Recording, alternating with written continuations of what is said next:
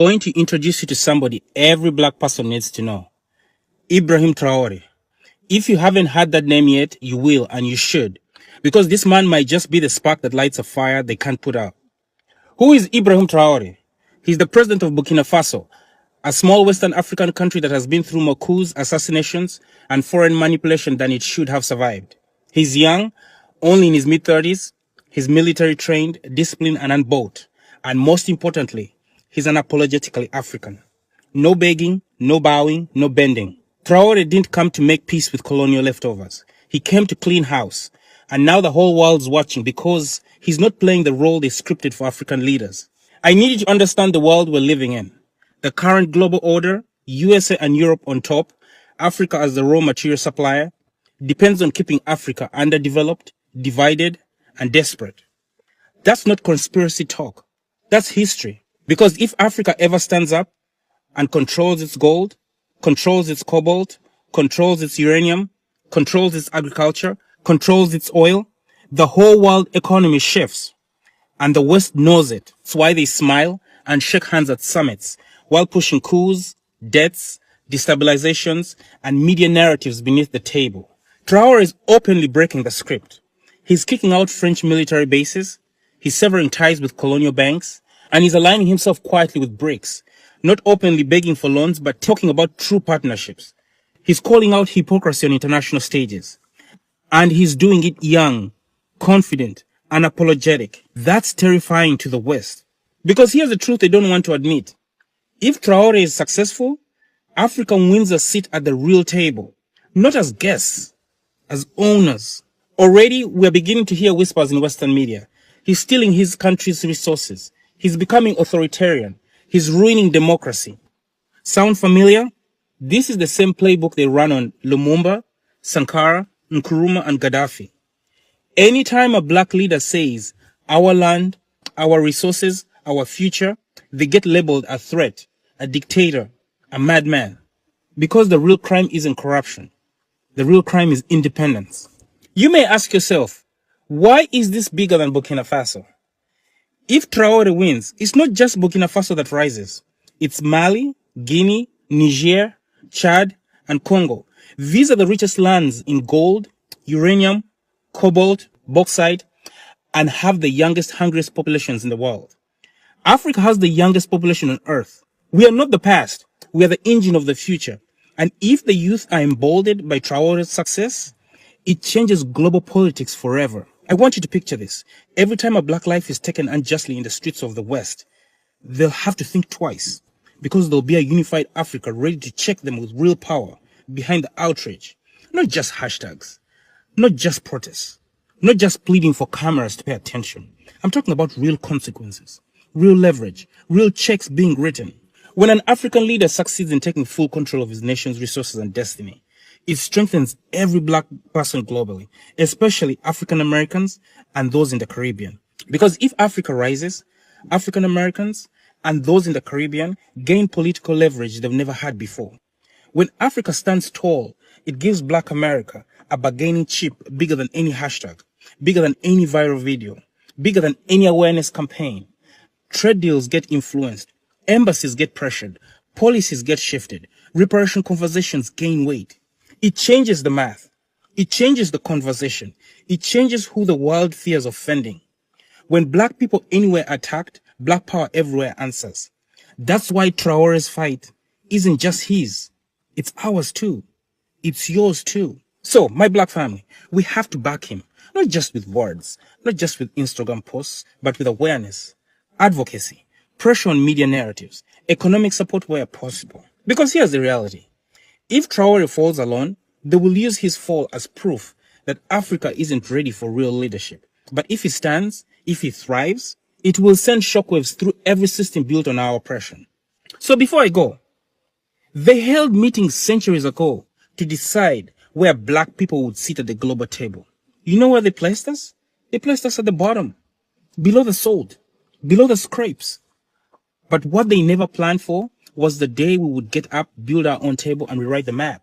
Ibrahim Traore might just be one of the architects of that day.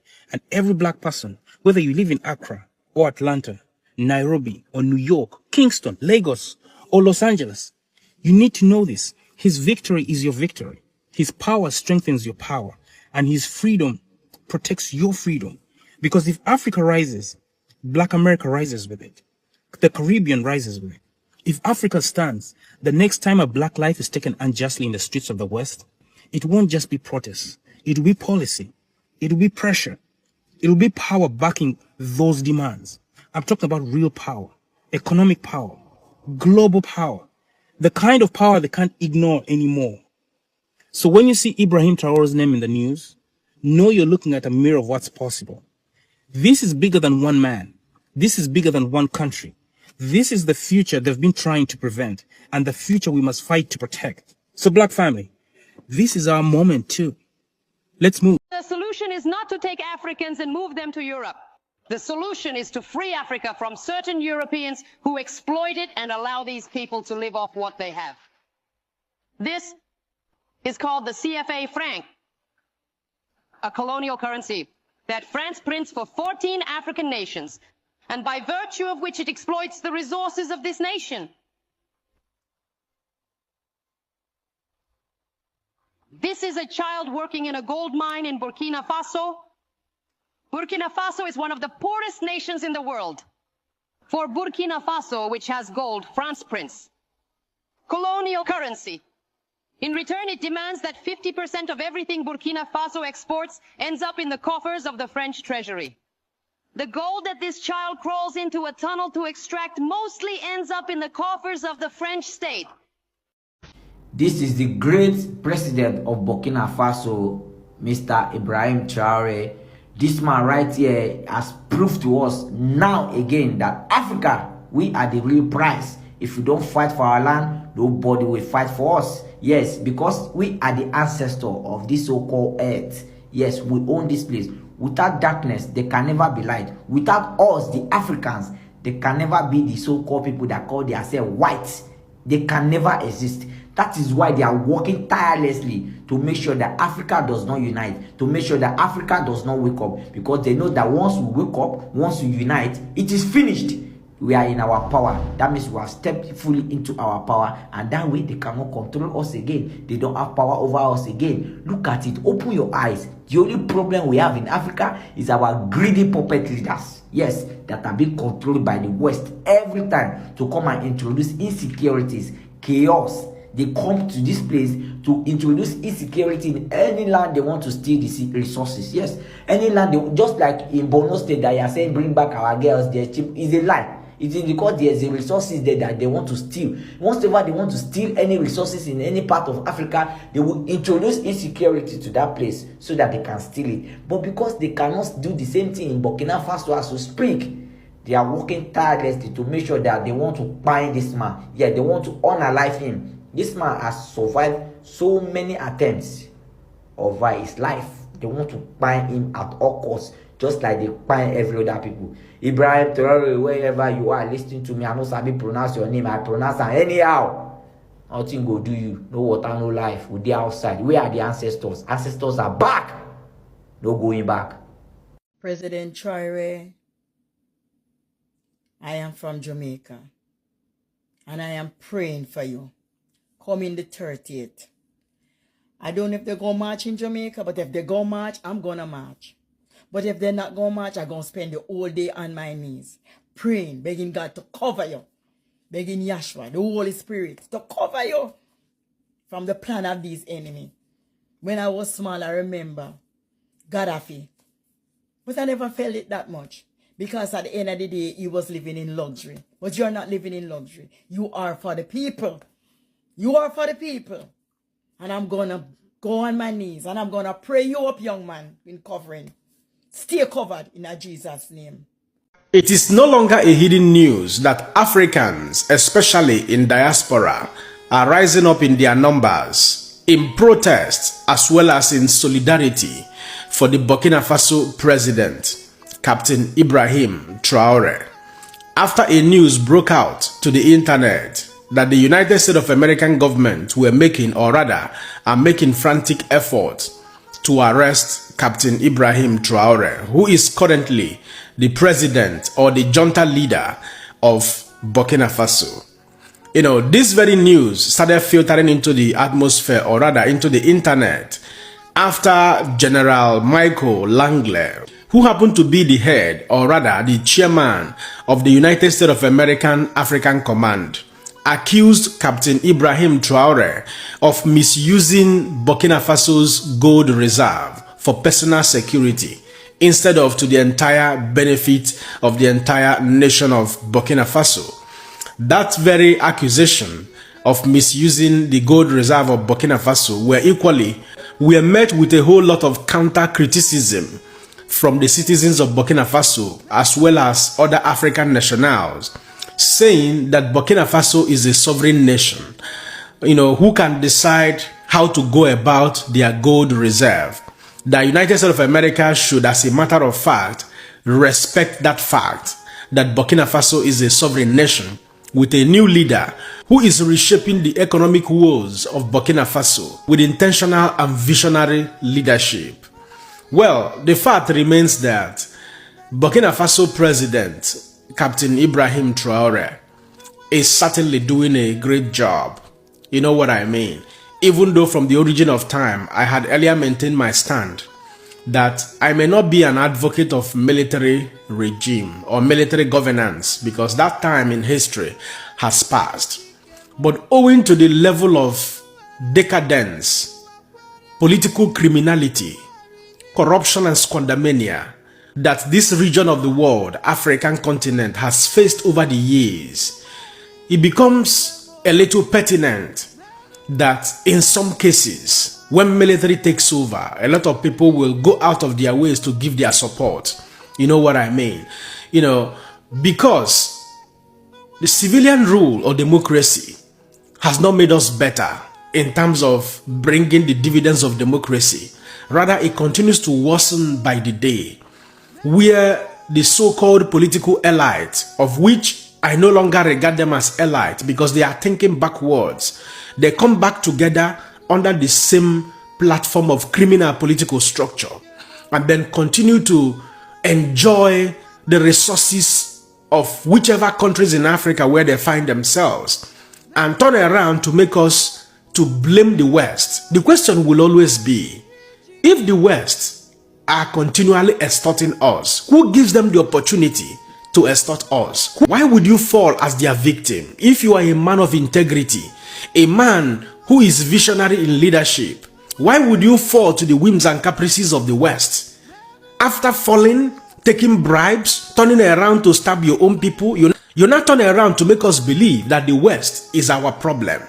Yes, certainly they've been interfering with a lot of, governance in Africa. But who are the people giving them the opportunity to creep in, the opportunity to slide in? And that is where many Africans are now celebrating Captain Ibrahim Traore, who has said no to the former colonial masters and many other Western allies whom they have had over the years. And at the moment, Captain Ibrahim Traore is turning towards Russia. Russia has just signed, a military, alliance with Burkina Faso after their ministers had the meeting with the Russian government, and Russia promised to come in.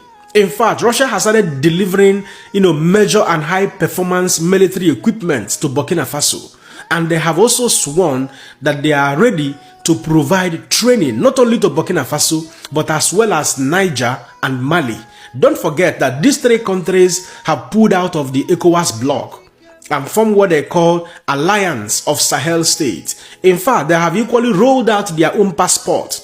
And this passport they have rolled out now, is for the three countries. Simply means that people from Burkina Faso, people from Mali, people from Niger can travel across each other's country without restrictions. You know what I mean? This our brother who is a travel blogger, Wodemaya, visited the Minister of State, and he gave some insight concerning this passport. And more so, another news is equally trending now on the internet space, that China is also coming in to sign military alliance with Burkina Faso. That message or that information has not yet been 100% confirmed, but you must understand equally that since the year 2024, that China has started supplying military equipment, military armament to Burkina Faso.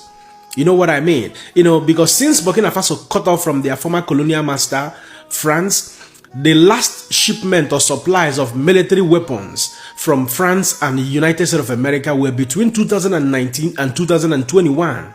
And since then, China has taken over the supply of military equipment to Burkina Faso. So that is a bigger indication that China will not hesitate to have military alliance with Burkina Faso in order to deepen their presence, in the Sahel region as well as in Africa at large.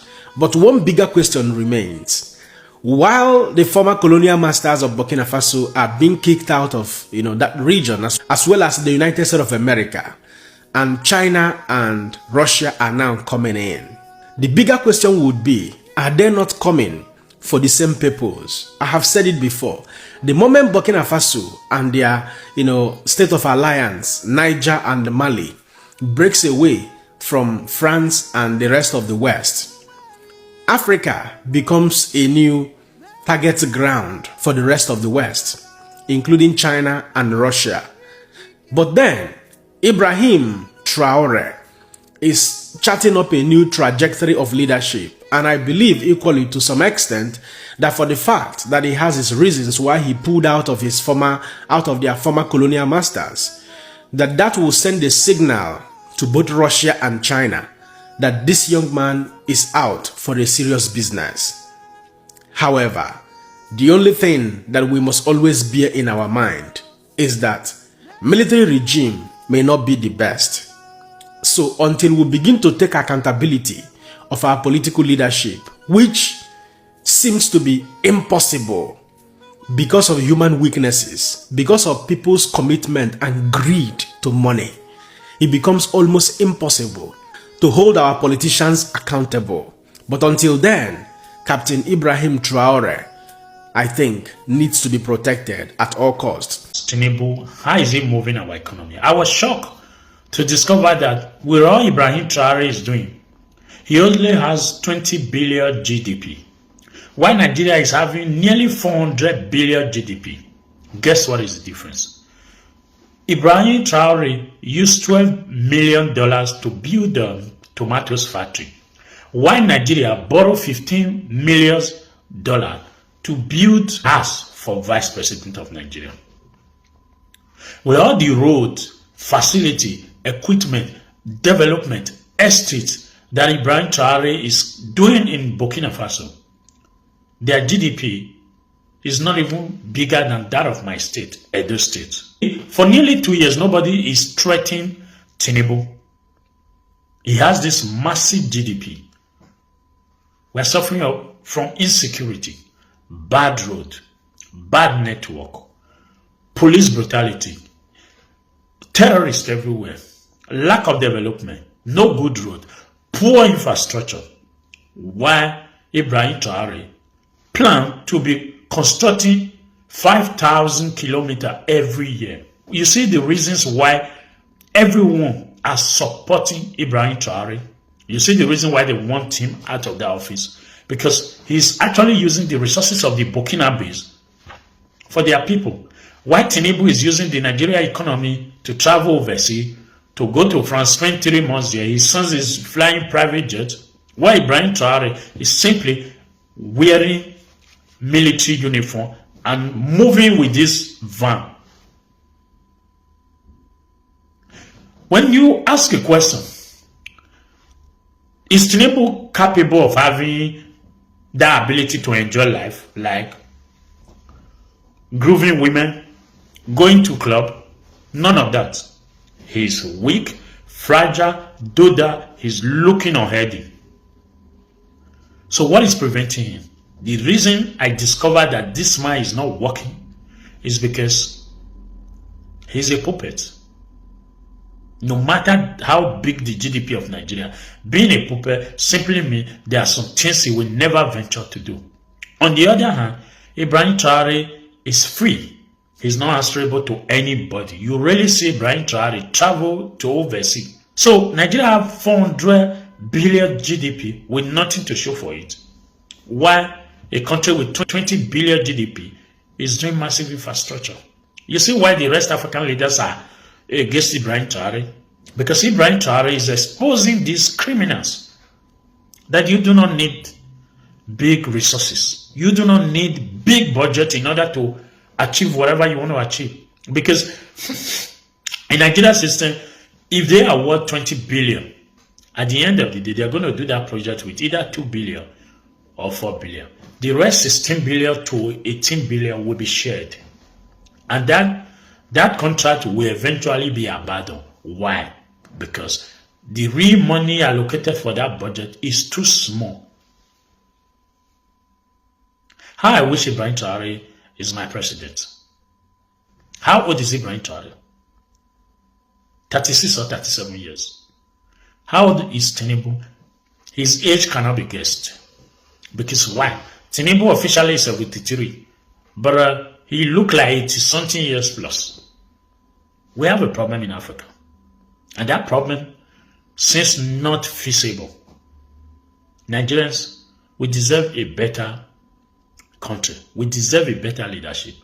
It means if Nigeria actually break up tomorrow, we will achieve a lot. Yes. We will achieve a lot.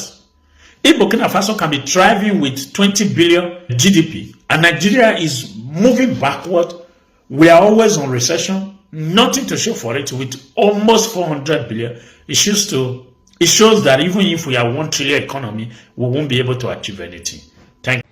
So, Nigerian Chief of Defense Staff, General Christopher Musa, is telling Burkina Faso, Niger, to return power back to democracy. If not, Africa is going to have a problem.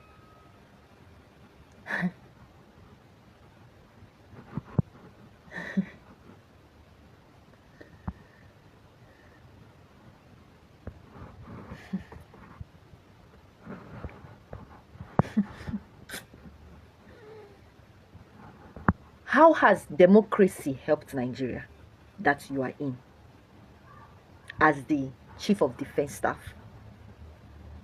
How, even as Chief of Defense, how have you protected Nigerians? How have you protected Plateau State? How have you protected Benue? How have you protected Enugu? How have you protected Ondo? How have you protected those states? Here today to tell them that this is Africa and Africa is not America. Yes. We don't want them to interfere in our matters. Yes. And we are not interfering in their matters. Yes. So America should stop doing that doing. Yes. If they ever dare, just one single head of Traore, they will meet all Africans on their way. Yes. This is the reason that we are here. Yes. This, my people, let remain. Really means today we are standing for Africa. Yes. Today we are saying enough is enough. Enough. They tried it, they did it with Libya. They are not going to win with Burkina Faso. Never. Never. They touch Burkina Faso. Never. They touch Burkina Faso. We are Ibrahim Traore. Ibrahim Traore. Ibrahim Traore. Ibrahim Traore. Ibrahim